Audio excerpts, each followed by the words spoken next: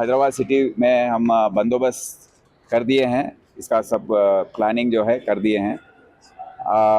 रात के समय में अपने मोटरसाइकिल्स पर नौजवान घूमते रहते हैं, हमको मालूम है। हमसे उनसे दरख्वास्त है कि रैश ड्राइविंग ना करें। हम तो फ्लाईओवर्स सब बंद करके रखेंगे और ज़रा सख्ती से हम पेश आएंगे कि जो भी रैश ड्राइविंग करे या व्हीलिंग करे या ऐसा कुछ दूसरों को सताए तो हम ज़रूर कानूनी तौर पर एक्शन लेंगे। हर जगह व्हीकल चेकिंग होगी। रात भर हमारे ऑफिसर्स मेरे साथ, मैं भी रहूँगा। हम सब आपके हिफाजत के लिए ड्यूटी कर रहे हैं। आप सब हमसे कोऑपरेट कीजिए।